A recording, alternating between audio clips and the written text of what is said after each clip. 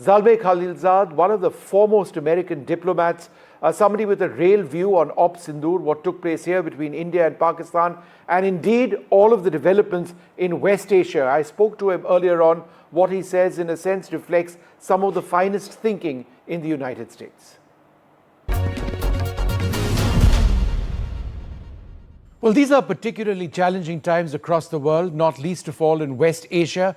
There is a tenuous ceasefire between Iran and Israel.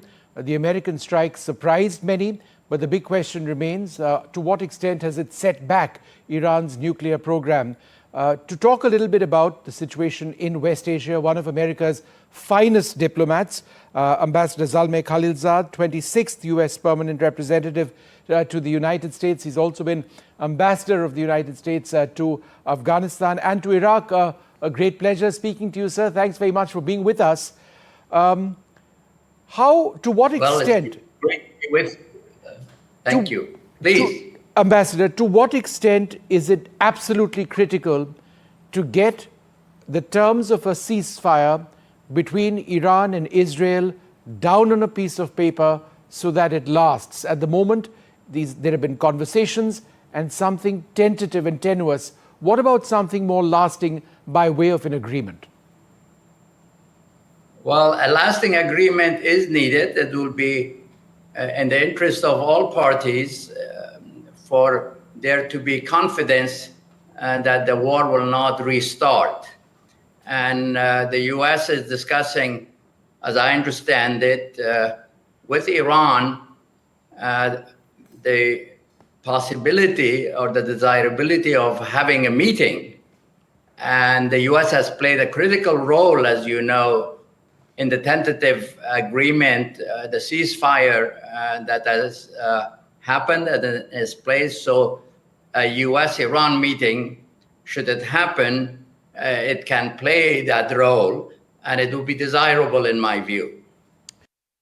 Ambassador Khalilzad, do you believe that the damage to Iran's nuclear facilities is significant enough to ensure that there would be no weaponization of enriched uranium by Iran going forward?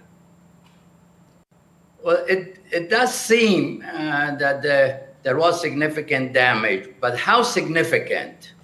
That's a matter of time for confidence to be developed to know exactly how much damage has been done. And there is also, of course, always a possibility that if Iran has moved the 60% enriched uranium and the 20% enriched uranium, significant quantities of both Iran has had, and if it has an undeclared, even a relatively small enrichment facility, that it could then enrich the 60 and 20% to 90% levels, which will be weapon grade. And if they have worked on a bomb design, on fuses, on working the metal, then they could rush to producing a nuclear weapon. Now, some have said that the damage has been not only done to the enrichment facilities, but also to some of the adjunct facilities, such as working the metal part of a weapon. We don't know in detail, at least not openly, this hasn't been discussed. So we have to just wait and see for a more detailed, over time report and assessment. Ambassador, there's been so much talk in the last few weeks about regime change in Iran. It was always unclear about whether that would be feasible. Statements from President Donald Trump were not very clear. On a few occasions, he seemed to suggest that was on the cards. On a few other occasions, he seemed to suggest that perhaps that wasn't on the cards. Israel has been more direct. Perhaps regime change was their intention. Do you believe the fact that there hasn't been an attempt at regime change beyond what we've seen so far is an indicator that there was a realization that perhaps Iran couldn't be taken on militarily in quite the way that America and Israel expected it to?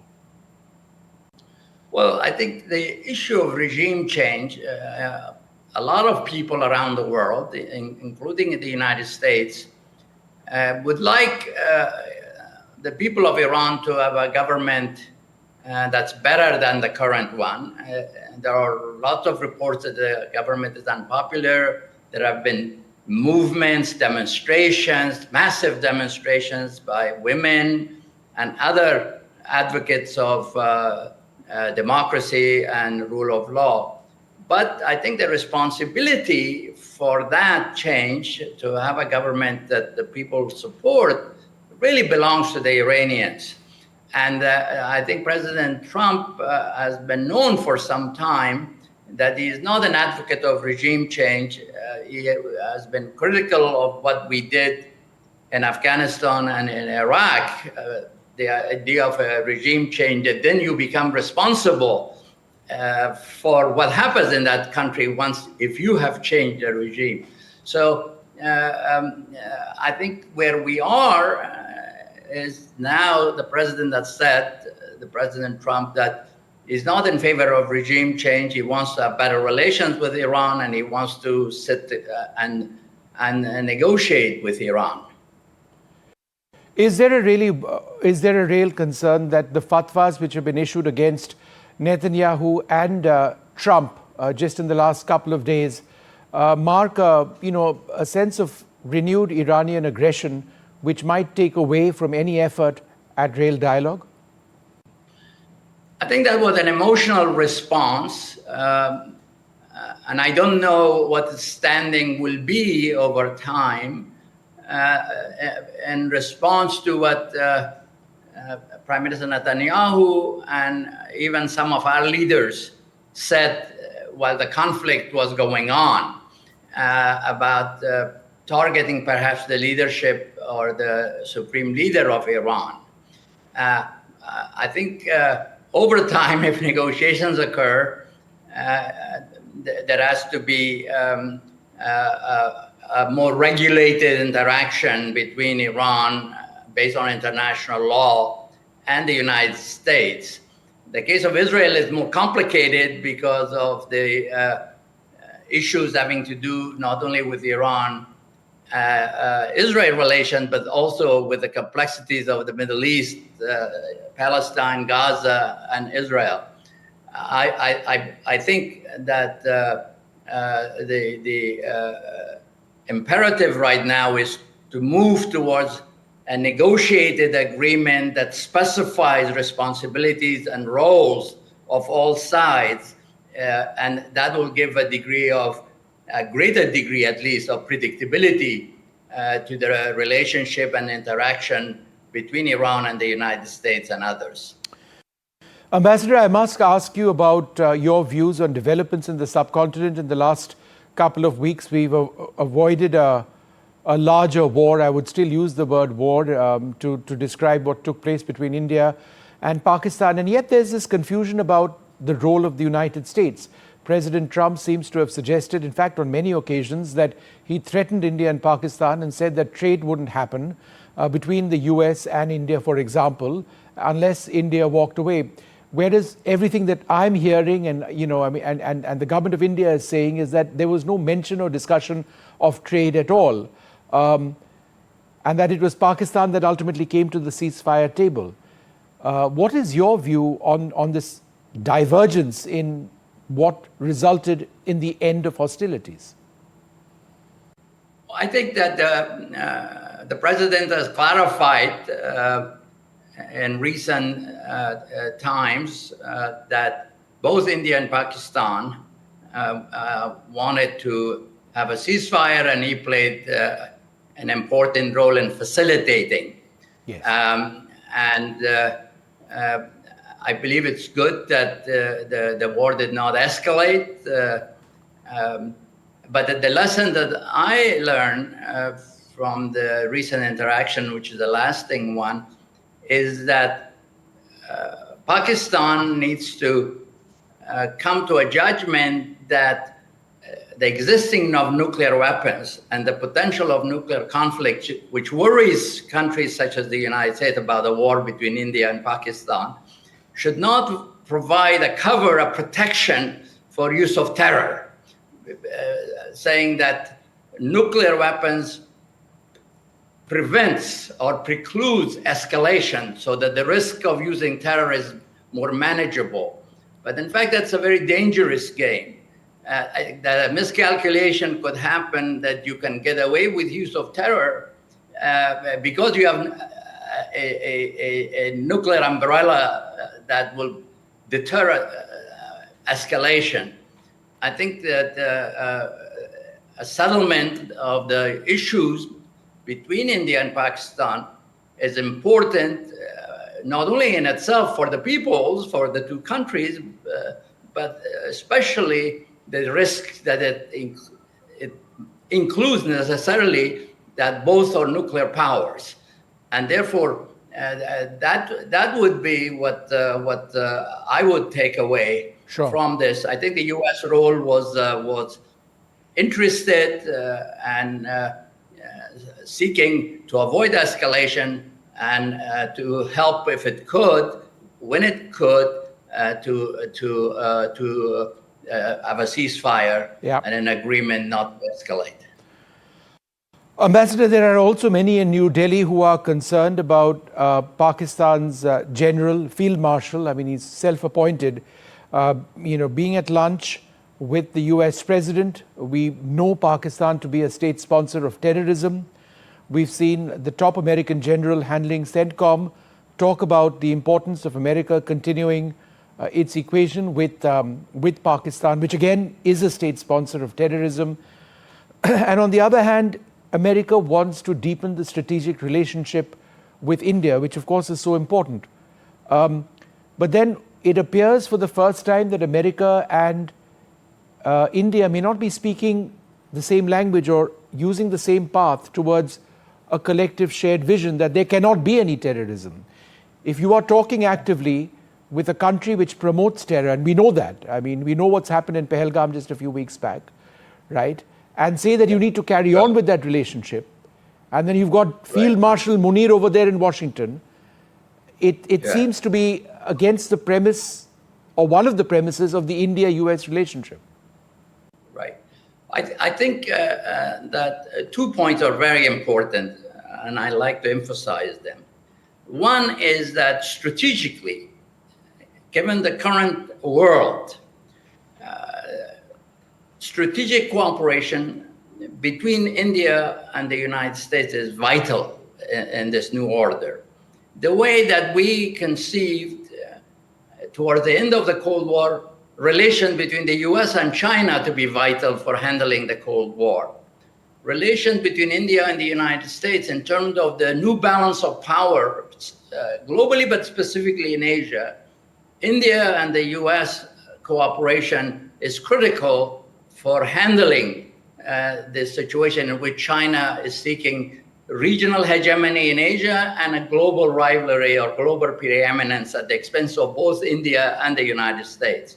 So that is the fundamental issue. Now, on terrorism, on relations with Pakistan, those are issues. On terrorism, we are against. We should be against. We have experience of Pakistani-supported terror ourselves in relation to when we were in Afghanistan. The sanctuaries were there. Pakistan both helped us and helped those who fought us at the same time. So we should be smart about even if we have to deal with Pakistan on certain issues of the day. That's the day issue. While the Indian relationship is a strategic, long-term, shaping the world order issue. And yes, India does sometimes things that irritate us, and we do sometimes things that irritate India. But let's not lose the big picture as to what we need and what India needs. A final question to you, Ambassador. Donald Trump, the US president, says the way in which America left Kabul, left Afghanistan, was deeply questionable. It shouldn't have happened in quite that manner. Countries around the world, including India, for example, are now talking to Taliban, which has been a a hub of terror for so long. We all know about the condition of women in Afghanistan now, the status of education, the non-existence of democracy, which even my country, India, helped to shape once Afghanistan was free of the Al-Qaeda and Taliban in 2001. Are you not massively disappointed at the ground situation in Afghanistan today? I am disappointed. I am disappointed on the issues that you described, the women's education. I am pleased that there is no war there. Yes. That there used to be, on average, 200 or so Afghans getting killed every day during the war. And India is right to engage with the Taliban. They are a fact on the ground. They are reality. We don't agree with some of their policies. We engage also. The United States engages with the Taliban. But we need to also, as we engage, for good reasons, we need to keep encouraging them to evolve on their views on women's education, on girls, on a plan. What's their plans for the longer term? They're still, after 4 years, they are an interim government. What is a permanent system for Afghanistan? What it will be? By what process will that permanent government come into being? What are the role of non-Talibs? All Afghans are not Talibs. Yes. What role will they play in the choices that Afghanistan has to make? But the reality is what it is. The Taliban are the government. In fact, when I came to India during the negotiation with the Taliban, I made some news by saying India should also talk to them, because India is a neighboring country with a lot of interest. And Taliban are part of the reality of Afghanistan, as well as with the government of that time.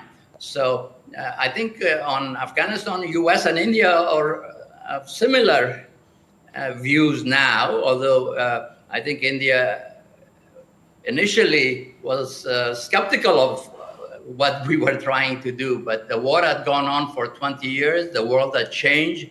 The costs were too high.